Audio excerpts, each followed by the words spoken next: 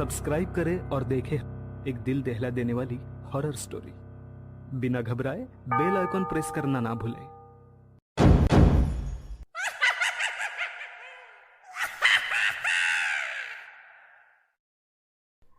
इस कहानी के लेखक है ज्ञान तिवारी।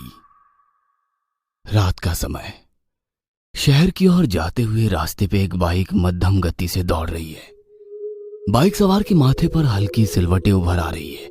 वो कुछ परेशान सा किसी सोच में डूबा एक दिशा में बाइक चलाए जा रहा है कि तभी बादल गहरा जाते हैं और हल्की बारिश गिरने लग जाती है। यूं अचानक शुरू हुई बारिश उसे थोड़ा सुकून देती है और उसके चेहरे की परेशानी हल्की हो जाती है। बाइक सवार एक घर के बाहर अपनी बाइक पार्क करके अंदर की ओर चल देता है। वो पूरा भीगा हुआ है। ऊपर आकाश में बिजली का जोर जोर से कड़कना जारी है। वो आदमी कंधे से बैग उतारकर कमरे के सेंटर में पड़ी टेबल पर अपना बैग रखता है और खुद हतप्रभ टेबल के पास रखी कुर्सी पर बैठे अपने हाथों के बीच अपना सर छुपा लेता है। वह सोच में डुबाई होता है कि तभी कमरे की खिड़की तेज हवा के झोंके से खुल जाती है और तेज हवा का बहाव तेजी से अंदर आता है और उसे झंझोर देता है। वो हड़बड़ा कर उठता है और फट से खिड़की बंद कर देता है और जैसे ही मुड़ता है उसके सामने पड़ी टेबल पर उसे एक चुड़ैल बैठी दिखाई देती है जो खीसे निपोर कर हंस रही है। वह सहम जाता है और अपनी आंखें बंद कर लेता है और जैसे ही दोबारा खोलता है तो सामने कोई नहीं होता। शायद ये मेरा भ्रम था, इतना कहकर वो बिस्तर से टेक लगाकर बैठ जाता है और ऊपर चल रहे पंखे की ओर देखता है। मैं पेशे से एक पत्रकार हूं और जो कहानी मैं अपने अगले लेख के लिए लाया वो कितनी विभत्स और खौफ दिलाने वाली है कि अब तो मेरा जहन भी उसे नकार नहीं रहा।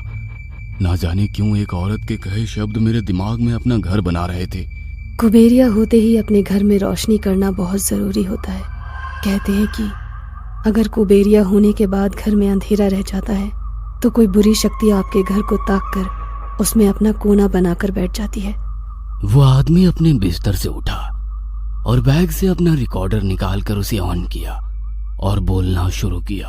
रितिका और अमित देर रात ड्राइव करके अपने घर वापस पहुंचे तो देखा उनकी माँ बाहर चौखट पर बैठी हुई है। रितिका और अमित ने उनके पास आकर पूछा कि वो इस तरह गुस्से में घर के बाहर क्यों बैठी है तो वह सहसा चिल्ला उठी, कितनी बार बोले हैं तुम लोगों को कि अगर शाम के समय कहीं घर से बाहर जाओ तो घर की बत्तियां जला कर जाया करो, पर बुद्धि मोटी होती है तो भलाई की बात नहीं जाती है उसमें। अमित अपनी माँ को समझाते हुए कहता है, अरे ऐसा भी क्या हो गया माँ, इतना क्यों गुस्सा कर रही हो तुम?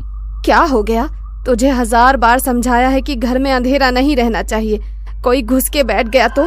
पर माँ, यहाँ एक छोटा बल्ब जल तो रहा है ना, और घर में कौन आ जाएगा? ये भी मैंने जलाया है जब मंदिर से लौटी। तुम लोगों को घर का ख्याल है ही नहीं। बहस लंबी थी पर किसी तरह रितिका और अमित अपनी माँ को समझाकर घर के अंदर ले आए। आधी रात का समय, रितिका और अमित गहरी नींद में सोए हुए हैं। बगल के कमरे में उनकी माँ भी सो रही है। उनके बिस्तर से कुछ ही दूरी पर एक छोटा सा मंदिर बना हुआ है जिसके पास एक दिया प्रज्वलित है और उसी दिए के पास कुछ पूजा की हुई सीखें रखी हुई है। ये सीखें करवा चौथ की पूजा में इस्तेमाल की जाती है। सब गहरी नींद में थे कि तभी रितिका की आंख खुल गई और धुंधली आंखों से उसने घड़ी देखी तो रात के 2:15 बजे थे। वो उठी और किचन में रखे फ्रिज से पानी की बोतल निकाली। उसने पानी की 2 घूंट पिए ही थे कि एक अजीब सी आवाज उसके कानों में पड़ने लगी, जैसे मानो कि कोई कुछ बुरी तरह से चबा चबा कर खा रहा हो। थोड़ी देर को ये सब रितिका को उसका भ्रम लगा, जैसा कि अक्सर आधी रात में लोगों को हो जाता है। रितिका पलटकर अपने कमरे में वापस जाने लगी और जैसे ही वो किचन से बाहर की ओर आई उसके कदम सहम गए। अब खाने की आवाज बहुत जोर जोर से अंदर की ओर आने लग गई थी। रितिका बाहर की ओर चल पड़ी। रितिका किचन में ड्राइंग रूम की ओर आते हुए, कौन है बाहर, कोई है क्या? रितिका की बातों का कोई जवाब नहीं आया पर वो खाने की आवाज अब किटकिटाहट में बदल गई थी। रितिका जरा सी आगे बढ़ी ही थी कि उसके पैरों के पास एक खून से सना हुआ हड्डी का एक छोटा टुकड़ा उसके पैरों पर आ गिरा और रितिका हड़बड़ा के डर के पीछे हट गई। उसने वहां से देखा कि उसकी माँ वहां एक जगह सहमी सी खड़ी हुई है और एक टक दरवाजे की चौखट को ताक रही है। क्या हुआ माँ? माँ ने बिना मुड़े रितिका से कहा, वो घुस आई है बेटा, वो घर की चौखट तक घुस आई है। कौन माँ? रितिका आगे कुछ पूछ पाती या कुछ कह पाती, उससे पहले डर का वो रूप सामने आया जिसने रितिका और माँ को पूरी तरह दहला दिया।